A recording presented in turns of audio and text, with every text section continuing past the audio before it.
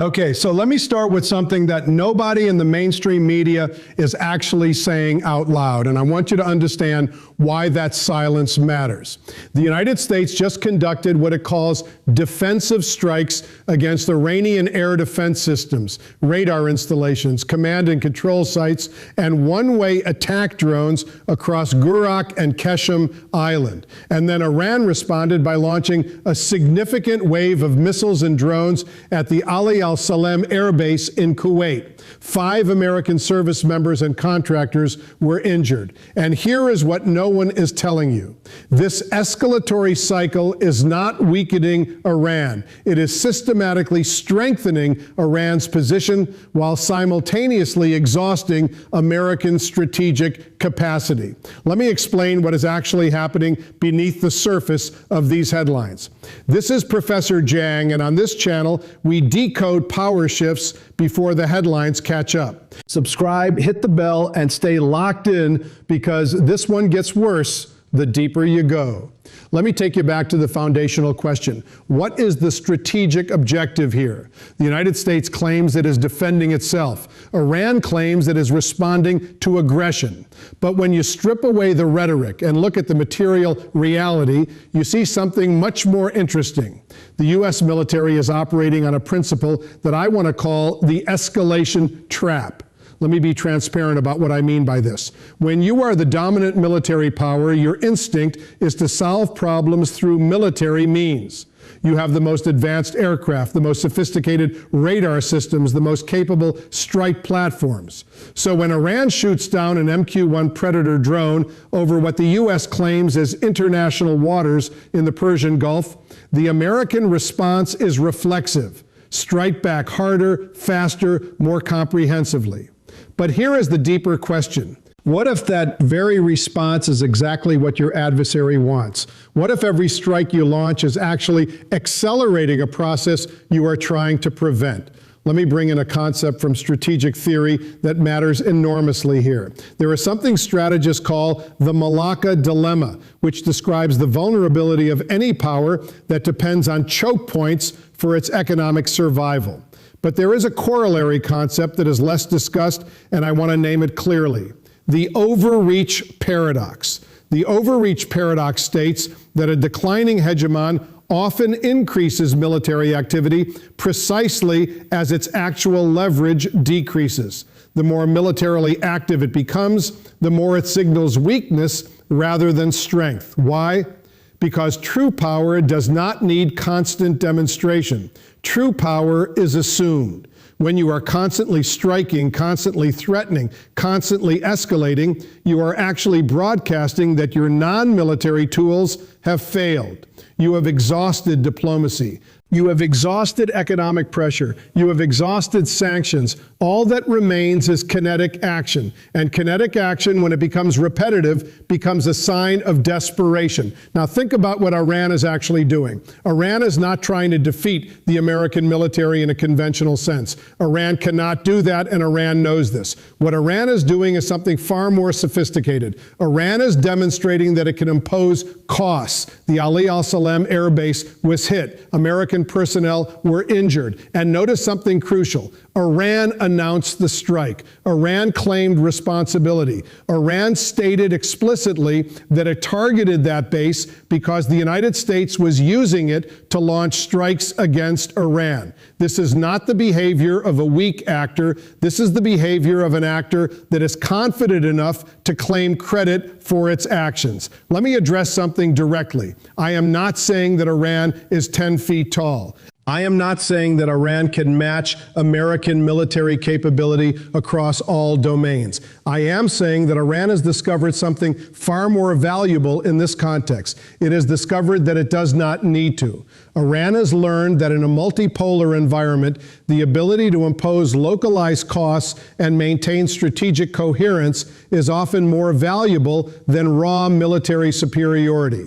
This is a concept that goes back to Sun Tzu. Sun Tzu wrote that you do not have to outfight your adversary, you have to outthink him. And right now in the Persian Gulf, Iran is outthinking the United States. Let me now shift to the economic dimension, because this is where the real danger lies. An Exxon executive recently confirmed what I have been warning about for months. If this conflict is not resolved within the next week to 10 days, the world will face what he called the biggest oil shock in modern history. Why? Because the United States has depleted its strategic petroleum reserve to the point where it is hitting a critical threshold. When that threshold is crossed, oil prices will move from current levels to somewhere between $180 and $200 per barrel. This is not speculation. This is basic mathematics applied to inventory management. When you drain a reserve to a certain level, you cannot drain it further without creating a supply shock.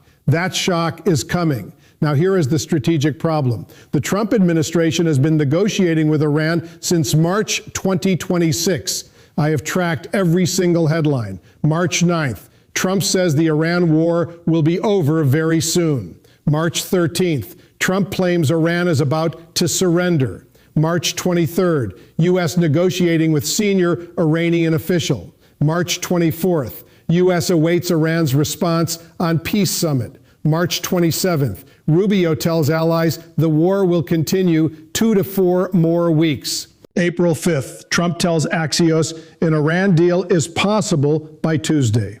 April 10th, U.S. and Iran inch toward framework deal. April 12th, U.S. considers $20 billion in cash for uranium deal. April 12th again, Trump expects Iran deal in a day or two. April 26th, Iran offers U.S. deal to reopen Strait. May 23rd, Trump says he is 50-50 on Iran deal. May 23rd again, U.S.-Iran deal will be finalized shortly. May 24th, White House says deal could take days. May 28th, U.S. and Iran reach deal but needs Trump approval. May 29th, Trump's team to decide on Iran deal. This is not negotiation, this is theater. This is the same cycle Trump ran during COVID. March 2020, it will be gone by Easter. April, it will be gone by summer. By May, it will be gone soon. It never went away. And the American people, the global economy, and strategic stability all suffered as a result. Okay, let me bring this into sharper focus. What we are witnessing is not a conflict that is being managed. It is a conflict that is being mismanaged at the highest levels of American government. The U.S. launches strikes, Iran responds. The U.S. claims victory and announces a deal is imminent. The deal does not materialize. Weeks pass, the cycle repeats. Meanwhile, oil reserves deplete. American service members remain in harm's way. Regional allies grow increasingly nervous about American reliability. And Iran, by simply maintaining its position and demonstrating that it can impose costs, becomes stronger relative to American interests. Let me ask you something. What is the actual American objective here? Is it to overthrow the Iranian government? The U.S. does not have the military capacity to do that and maintain its commitments elsewhere. Is it to force Iran to abandon its nuclear program? Iran has already offered multiple deals that address this. Is it to eliminate Iran's ballistic missile capability? That is not achievable through airstrikes alone. So what remains? Punishment for its own sake, demonstration of will, signaling to allies that America is still engaged. But here is what that signaling actually communicates. It communicates that America has no strategy. It communicates that America is reacting rather than acting. It communicates that America is burning resources in a conflict it cannot win and cannot exit. Okay, now I want to bring in a historical parallel that illuminates this moment with stark clarity. Let me take you back to Athens in 415 BCE. Athens was the dominant naval power in the Mediterranean. Athens had the most advanced military technology. Athens had the most sophisticated strategy, and yet Athens was exhausted. It had been fighting Sparta for 15 years. The Peloponnesian War had drained Athenian resources. Athenian soldiers were tired. Athenian citizens were divided. And what did Athens do? it launched the Sicilian expedition. It decided to expand the war into new territory. It decided to strike at Syracuse, a distant city that posed no direct threat to Athens. Why? Because Athens believed that one more military victory, one more demonstration of power would break the will of its enemies and restore Athenian dominance. The Sicilian expedition was a catastrophe. Athens lost thousands of soldiers. Athens lost its fleet. Athens lost the war. Within a few years, Sparta had won. And the reason Athens lost was not because it lacked military capability. Athens lost because it had exhausted its strategic wisdom. It had confused military activity with strategic purpose. It had believed that more strikes, more campaigns, more demonstrations of force would solve its fundamental problem. They did not. They accelerated Athens' decline. The parallel is not perfect, but it is instructive. The United States, like Athens, is the dominant military power. The United States, like Athens, is exhausted from decades of conflict. The United States, like Athens, is tempted to believe that one more campaign, one more strike, one more demonstration of military superiority will break the will of its adversary. But Iran is not Syracuse. Iran is a major regional power with significant military capability, a population of 88 million, and strategic depth. And every strike the U.S. launches does not weaken Iran, it strengthens Iran's hand by demonstrating to the world that Iran can absorb American military pressure and respond. Let me now synthesize this. The fundamental problem with American strategy in the Middle East is that it is built on an outdated assumption. That assumption is that military superiority equals strategic advantage. That assumption was true in the unipolar moment. That assumption is no longer true in a multipolar world.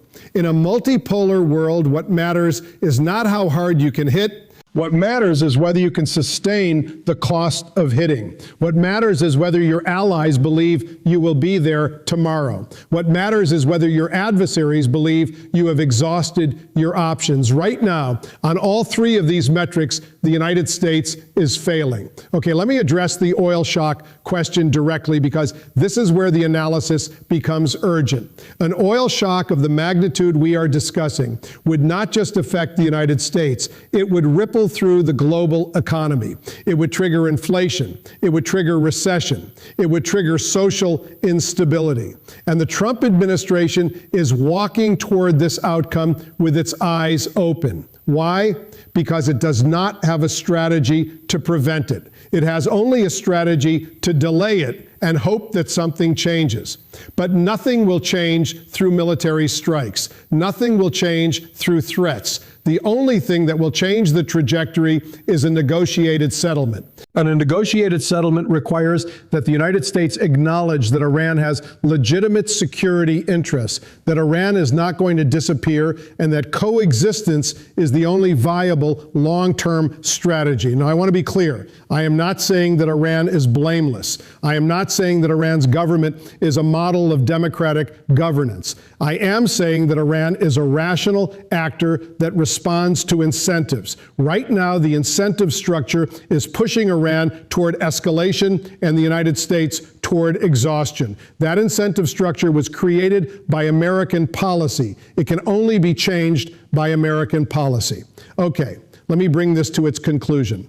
What we are witnessing is the slow motion unraveling of American strategic coherence in the Middle East. It is not happening because of Iranian strength. It is happening because of American choices. The United States chose to strike. The United States chose to escalate. The United States chose to believe that military superiority could solve a political problem. And with each choice, the United States has moved closer to a strategic outcome it does not want. This is not prophecy. This is pattern recognition. This is the observation of how power actually works in a multipolar world. The actor that maintains its composure, that demonstrates strategic patience, that imposes costs without overextending, that actor wins. The actor that reacts constantly, that escalates reflexively, that confuses activity with strategy, that actor loses. Right now, Iran is winning because America is losing itself in an endless cycle of strikes and statements and deals that never materialize.